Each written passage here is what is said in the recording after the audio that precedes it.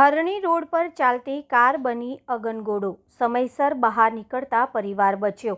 શહેરના હરણી વિસ્તારમાં આજે વ્યસ્ત માર્ગ પર એક ચાલતી કારમાં અચાનક ભીષણ આગ ફાટી નીકળતા અફરાતફરીનો માહોલ સર્જાયો હતો। એન્જિનમાં ખામી સર્જાતા કાર જોતજોતામાં આગના ગોળામાં ફેરવાઈ ગઈ હતી।